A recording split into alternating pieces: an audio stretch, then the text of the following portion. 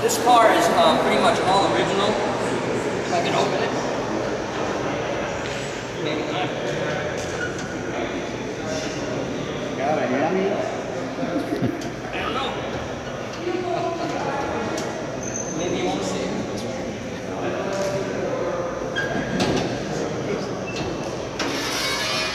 Hello. So, we just did the motor, and we bought this car. This car is like 90% original, and the motor was really tired. So, you're gonna love this story because you're car guys and you're motorhead guys. So, he comes in 2 weeks ago, and we just had it back on the road. He gets in the car, he goes down the freeway, you know, Mach 7, you know, right in the box. Bang!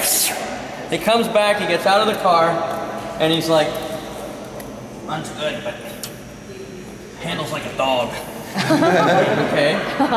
Like, well, we can put all new suspension, you know, like the stuff from the car in it. I mean, I agree with you. And he goes, and it feels front heavy. I think that motor is too big and fat. And he says, I know, now grant you, we just did the motor, dynoed it, put it into the car 2 weeks before. He goes, I think this is another candidate for a resto rod. What? What do you mean? Like, can't you just drive it the way it is, right? So now I think we're going to be pulling this out and building something crazy for it. We might actually go with some, you know, Chrysler V10 or something lighter weight, and yeah, something. But when we do a car, we try and keep it, you know, it's Chrysler. So I don't want to go put a big block Chevy in. I mean, that just, you know, I'm not a Chrysler guy, but that's not right to me. You know, I mean, if it's a Buick, I want to use something Buick. If it's a, you know, Chevrolet, put a North Star, or something that really, you know, but keep it the way. You'll see what I did out on those cars. So next time if you come, you open the hood, you might not see that big monster. Maybe it'll be on a rack somewhere. Display motor. Do you ever get pulled over when it's not working? I mean, ask Alfredo. We got pulled over last week. You should have seen this mess. Mess! Now, this is great. It's funny you asked that. I didn't set this up. We were just talking about it at breakfast this morning. Alfie! No idea. Anyways, so it's me, and you'll see the last DTS built. We have the last DTS built with the last North Star in it. He gets a lot of the last cars. We have the XLR over there. You'll see that. But so we're out driving, and he has. You see this old '84 Electra on this side road? When we walk up to the shops, you'll see it. He bought it brand new, an '84 Buick Electra. He loves this car, but it came with a real dog 318 or something in it. Dog, right from the factory. I mean, you know, didn't go. It's the way they are. He's driving it around Rome. Hates the car, loves the ride, hates the motor, hates the motor, hates the motor. I said, Nicola, I don't know what to tell you. You know, he goes, come on, I'm sending it to you, you got to do something with it. All right, so container comes one day, we bring it in the shop. What are we going to do with this? Right, so I research. So at the end of the day, I figured out something. I didn't want to make a project out of this thing. You know, and he wants four-wheel disc brakes, and he wants this, and he wants that, and all new suspension, all new this. So I figured out that a 79 Trans Am 403 will bolt up to the driveline. So I took that and I 60 over and I put that thing in this car. Now it flies. It goes 120, 130, right? It's all the, bravo, right? Yeah. So we're out. He's going to road test it. It's Alfredo and him and another one of his Italian friends are in this car. Giorgio. And I'm in, right? Giorgio. And I'm in front of him with the DTS. And my son was with me. The last DTS, and I'm flying, and I'm cruising along, and I know he wants to flog this thing, so I try and keep him under control. Sometimes he passes me. You know when he passes me? When he realizes where we are and he knows how to get back to home base. Otherwise, keeps control. So we're in Doylestown somewhere, and I'm flying up 309, and I know, you know, I mean, come on. You get to an overpass, what do? You lift. Is there a spot with a cop? No? Okay, back in the ham. So I saw this underpass coming. We were in a 45-mile-an-hour zone. I was going, I don't know, 90. Right? Yeah. So I get out of the throttle. And I'm tapping my brake pedal. What does that tell the guy behind you? Slow down. Okay. Well, the normal, okay. Not him. He comes flying up on me. I go, and now I'm going 45, and I'm looking back at him. I'm like, cop's got to pull out. Cop's got to pull out. Bing! Cop pulls out, right? Now he's behind him. Now, this is what it's about. This is what the craziest part is. The car has an Italian license plate on it. you know, 977-4486, like phone number. Wait, car is an export car. Has my dealer plate on it. And he hands him his Italian passport. Poor state cop, right? He's trying to explain what's going on. I'm here testing the car, okay. Cop goes back to his car. Well, I didn't pull over with them. I figured I'm just gonna stand over there at that Nash sign and watch this unfold. So I'm parked in a parking lot, not near them, around the side, over the, like that far away, that Nash sign.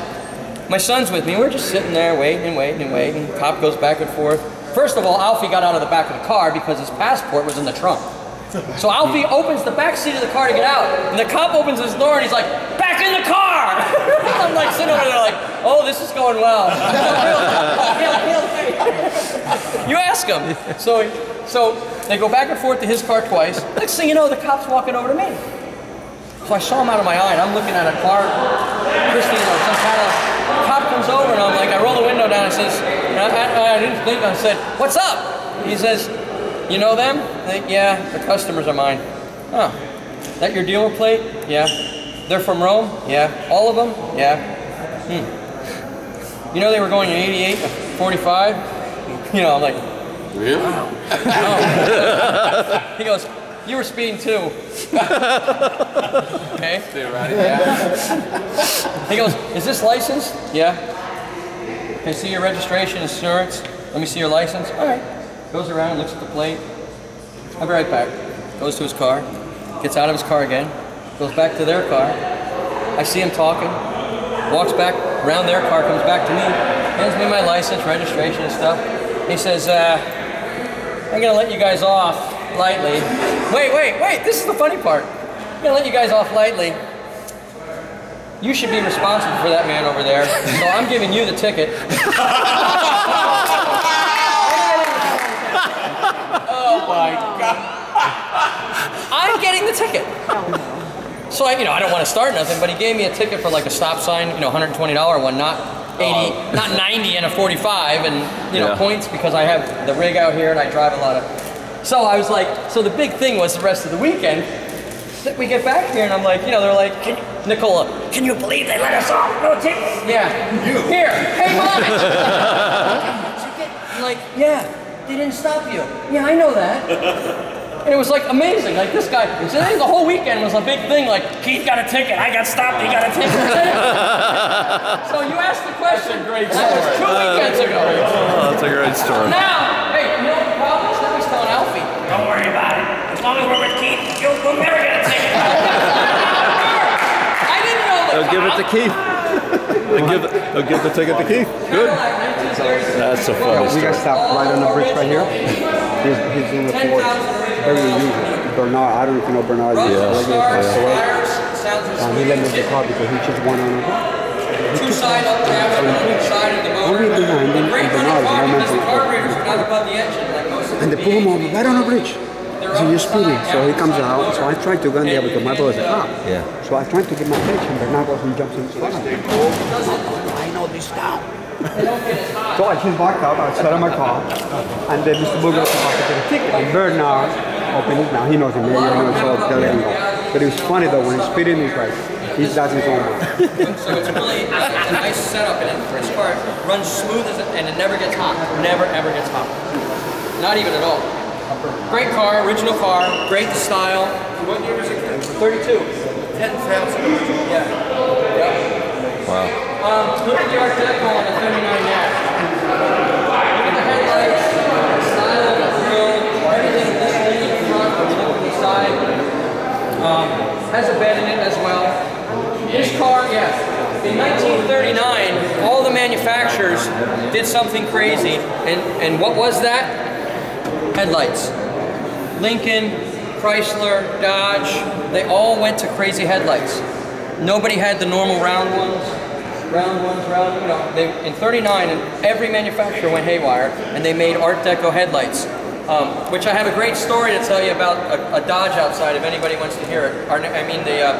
We have a Plymouth, four-door convertible sedan out in the grass with the Art Deco headlights. It's a funny story.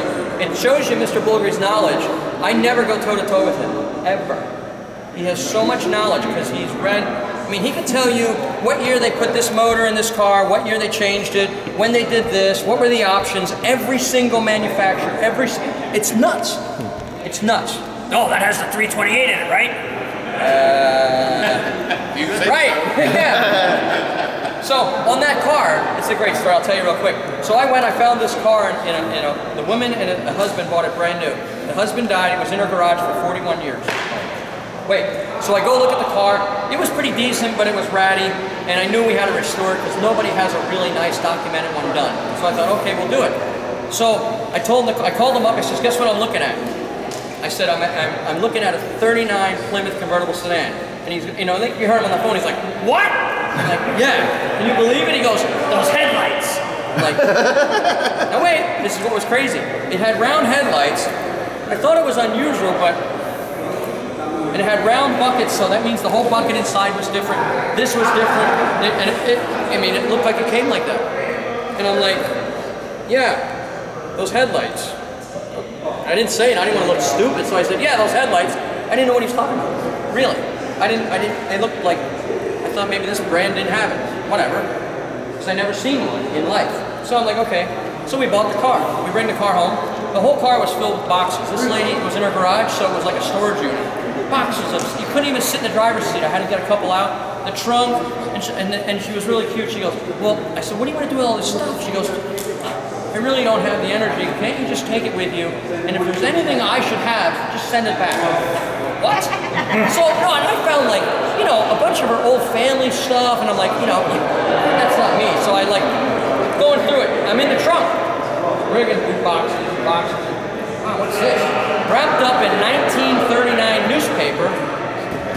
Those headlights, the lens, the chrome, the bucket, everything in 39 paper. What? So I start researching, calling all the Plymouth, 39 Plymouth gurus, which they're out there. Yeah, he says, these headlights came from the factory with these, but nobody wanted them because they were so different. So the dealer would install the round ones as an option from Nash, and they wrapped this stuff up and put it in the trunk of her car forever. So now, the next time Nicola, I'm like, man, those headlights, Nicola, they rock, right? So I never told him I didn't know this. So the one time we're here, and fortunately he was here, and I think we had like 150 people here from some Buick and Enthusiast Drivers Club. We're all standing like this. And Nicola stands there, because he's bashful, very shy. And he's standing there in the corner, he's listening to me talk, and he loves it. And I told the story about this, and he goes, what? I was like, surprise! I never knew that. I said, nope, I'm not shy. I said, I'm telling you, right in front of all these people as witnesses, I didn't know about those headlights. That blew me away. And the reason I'm telling these people, I said, is to show your knowledge. I live here, I'm born here, I restore this stuff, and I didn't even know about it. Oh, this is Christina. She's in charge of the whole, she set the whole event up. She dealt with everybody with Rodino, which you know how that is. Thanks, Christina. So, what are you doing? On fire.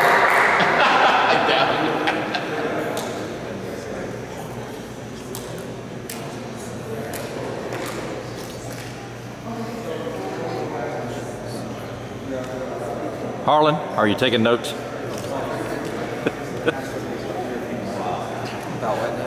Just in case we have to change headlights or something, I want you to take notes.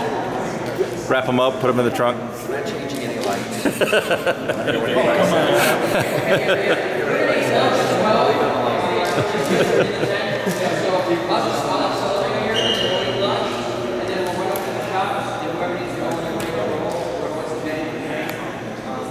And I'll show you around more. So I'll accelerate. 63 rib black. All original Studebaker sedan, pretty cool. And if this is the 41, and if you look at all the 41s, this one compared to the 41 Caddy, 41 Hudson, very different. 41 Buick Century. This is the Woody that we just finished last year. This car actually was pretty cool. It's a 48 Roadmaster, and we did every piece of the car, of course, like all the restorations like this, like that. But this one we did all the wood, complete, made it from scratch. Went to bought the logs, did the whole deal. And this car won the best restored car in the world post-war restoration when we finished it last year, which was a really big honor for the guys. And when you go up to the shops, Mr. Bulgari doesn't have any awards down here. They're all up in the shop in big latrines because he says, I don't deserve the awards. The guys that did the restorations deserve the awards and they deserve to look at them. And it's kind of nice. You know, he paid to put the cabinets up and everything. He's really about that, giving credit where credit's due. Now here's the Buick, 1934. You see how much more powerful it is, how much more elegant than the little 34 Chevy. You know, you can see the difference in the maturity of it, the energy. Yeah, it's a monster. 41 Hudson, pretty cool car. That Woody. Design, all this stuff lights up when it's running, you know, just really neat stuff. This Packard's all original. This is a P12 35 Packard. All original interior, original paint, original chrome. You can see the patina, that's what you call it when it's got, you know, blemishes. This car was bought brand new by New Holland Farm Equipment. And the daughter, Ann Klein, was 18 years old. She learned how to drive and got her license on this car. And when she died, we bought it from her estate. Really cool. So it's a one owner, completely original car. Another completely original car, believe it or not. Original chrome, original paint, original interior, original everything. Never been touched other than maintenance. Is this the sticker? No, this is the black. No, it's got salt and popping. From the years, it's starting to come out. Now I'll show you one with metallic up in the shop. 41 Buick Century. This is the oldest, longest car that Nicola owns in Pennsylvania right now. He's owned this car since 1961. Yeah, and we restored it a while after, you know, I started working for him. So this is one of his cars that he really loves to drive. Once again, he was born in 41. Another 41 Cadillac, two-door sedan. Anybody know the story about gas cap on 41 Cadillacs? Nobody? Anybody? Okay. The what key? Gas caps, right.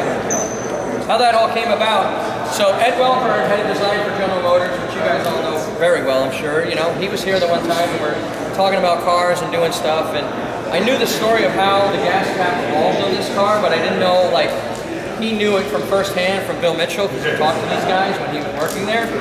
And they had this car completely done in the dome as a mock-up, complete car, basically like you guys see this stuff. And there were all the big brasses walking around the car, and they're like, yeah, that's great, but where's the fuel? Where do you put fuel in? And they totally forgot. Oh. Totally forgot. So how suave, you know, and stuff was sitting on the cars, you know, how you put stuff together, it's like a mock-up. He walks back and he lifts up the taillight right off the car and says, we're gonna put it right in here. It was not, he just, as he was going, figured, well, we'll just, and he lifted it off, we're gonna put it right here, and that's where they really put it. They didn't go back and re-engineer it. They thought, well, that's what he told them, and that's where they put it. And it was kind of a neat story, yeah, because usually it's a, you know, a gas store, or a flat, or behind the, you know, and that was how that, it's crazy. I'm like, Ed, you're kidding. Yeah, that's how it is. So this is a completely original 1934 Cadillac. This was bought up in New Hampshire. This was bought by a very wealthy industrialist in New Hampshire. He had a chauffeur. The owner never drove it. The chauffeur drove him around. When he died, he willed it to his chauffeur. And his chauffeur was at the age of 84 years old. And he's like, what am I going to do with it? So he sold it to us. So we're actually the second owner, second and a half owner. So it's a really nice original car. They took care of it really well. Original interior. Yeah. This is an all original car.